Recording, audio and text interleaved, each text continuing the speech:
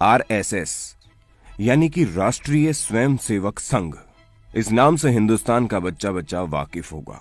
इसके बारे में कोई कहता है कि ये तो सिर्फ हिंदुओं का संघ है और मुस्लिमों के खिलाफ है, और कुछ तो ये भी कह देते हैं कि भारत के ही खिलाफ है। आरएसएस हमेशा से ही अपनी अलग विचारधारा के कारण चर्चा का विषय बना रहा, लेकिन आज हम आपको दुनिया के सबसे बड़े स्वयंसेवी संस्थान से जुड़ी ऐसी जानकारियां देंगे जिसे जानकर हो सकता है आप चौंक जाएंगे और आपकी राय बदल जाए।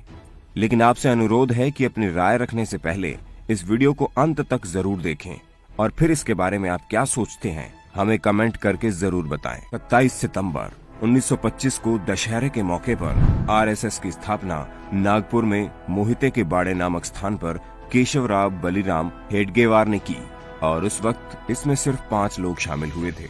लेकिन आज देश भर में आरएसएस की 50,000 से अधिक शाखाएं हैं और उनसे जुड़े हुए हैं लगभग 90 लाख से ज्यादा स्वयंसेवक। आरएसएस का मुख्यालय नागपुर महाराष्ट्र में है।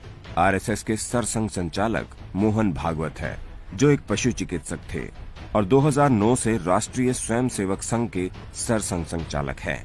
मोहन भागवत भारत के उन चुनिंदा लोगों में से हैं जिन्हें Z+ सुरक्षा दी गई है। आपको बता दें कि आरएसएस दुनिया की सबसे बड़ी स्वयंसेवी संस्थान है, लेकिन इसके बावजूद इसके मेंबर्स का कोई रजिस्ट्रेशन नहीं होता और न ही इन्हें कोई आईडी कार्ड या बिजनेस कार्ड दिया जाता है। ये भगवे झंडे को अपना हेड बनाते हैं और इसी के नीचे सभी फैसले और संकल्प लिए जाते हैं। एक झंडे को अपना प्रमुख बनाने का मकसद हर तरह के करप्शन से संस्था को दूर रखना है। इसी ध्वज की प्रार्थना के बाद ही शाखा की कोई गतिविधि शुरू होती है। स्वयंसेवक इसी के नीचे व्यायाम से लेकर बौद्धिक चर्चा तक करते हैं। यहाँ स्थानीय स्तर पर योजनाएं भी बनाई जाती हैं। ऐसा नहीं है कि आरएसएस में सिर्फ हिंदू ही शामिल हैं। आपकी जानकारी के लिए बता दें कि आरएसएस में मुस्लिम भी हैं। साल 2002 से आरएसएस एक मुस्लिम राष्ट्रीय मंच के नाम की विंग चलाती है, जिसमें लगभग 10,000 मुस्लिम हैं। 2009 में जब जमीयत उलेमा-ए हिंद, जो भारत का सबसे बड़ा मुस्लिम संगठन है, उसने वंदे मातरम को गैर इस्लामिक बताया था और इसका बहिष्कार करते हुए फतवा जारी किया था, तब मुस्लिम राष्ट्रीय मंच ने कहा था कि हमारे मुस्लिम भाई इस फतवे को नहीं मानते, क्योंकि जो मुस्लिम वंदे मातरम नहीं गाएगा वो ना तो मुस्लिम है और ना ही भारतीय, क्योंकि ये भारत का राष्ट्रीय गीत है और भारतीय होने के नाते हम इस गीत का सम्मान करते हैं।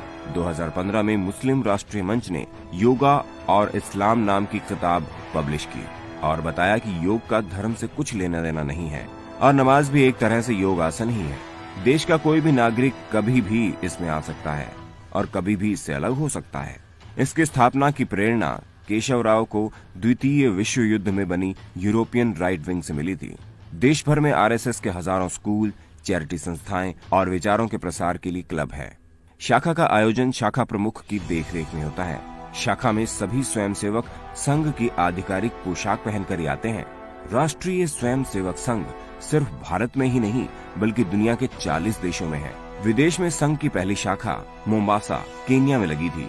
बीजेपी के बड़े नेता जैसे अटल बिहारी वाजपेयी, लाल कृष्ण आडवाणी और प्रधानमंत्री नरेंद्र मोदी संघ के प्रचारक रह चुके हैं। 30 जनवरी 1948 को नाथूराम गोडसे ने गोली मारकर महात्मा गांधी की हत्या की थी। हत्या के बाद आरएसएस का नाम उछाला गया। कहा गया कि गोडसे आरएसएस का ही सदस्य है, जबकि गोडसे ने आरएसएस को साल 1930 में ही छोड़ दिया था। इसी समय पूरी दुनिया को पता चला कि भारत में कोई राष्ट्रीय स्वयंसेवक संघ नाम का भी कोई संगठन है। उसी समय देश के गृह मंत्री सरदार वल्लभ भाई पटेल ने आरएसएस पर बैन लगा दिया। नेहरू चाहते थे कि आरएसएस को हमेशा के लिए बैन कर दिया जाए, लेकिन सबूतों के अभाव में सरदार पटेल ने ऐसा करने से मना कर दिया और जुलाई 1949 में आरएसएस से बैन हटा दिया गया। आरएसएस में महिलाएं नहीं हैं, क्योंकि महिलाओं के लिए राष्ट्र सेविका समिति है। राष्ट्रीय स्वयंसेवक संघ और राष्ट्रीय सेविका समिति दोनों अलग अलग हैं, लेकिन दोनों के विचार एक हैं। कई लोगों को यह गलतफहमी हो जाती है कि सेविका समिति भी आरएसएस का ही भाग है, लेकिन ऐसा नहीं है। आरएसएस देश के लिए काम कर रहा है, लेकिन इस पर भी आरोप लगते रहे हैं। आरएसएस ने 1962 में भारत चीन युद्ध में सरकार का पूरा साथ दिया था। इसी से खुश होकर नेहरू ने 1963 की गणतंत्र दिवस परेड में आरएसएस को शामिल करने का न्योता दिया था, लेकिन इस विषय पर हमेशा लोगों में मतभेद रहा। आरएसएस बाढ़ और प्राकृतिक आपदा आदि में भी देश विदेश के लिए काम करता रहा है, जैसे कि अभी हाल ही में नेपाल में हुए भूकंप में लोगों की मदद करना।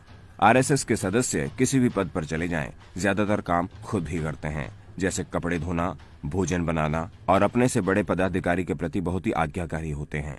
अब शायद आप आरएसएस से अच्छी तरह से वाकिफ हो गए होंगे। इस संगठन के बारे में आप क्या सोचते हैं, हमें नीचे कमेंट बॉक्स में जरूर बताइएगा। और अगर हमारा वीडियो आपको पसंद आया हो तो लाइक शेयर ज्यादा से ज्यादा कीजिए, ताकि सभी इस जानकारी से वाकिफ हो सकें। आगे भी इसी तरह की जानकारी के लिए चैनल को सब्सक्राइब करते रहिए। जय हिंद।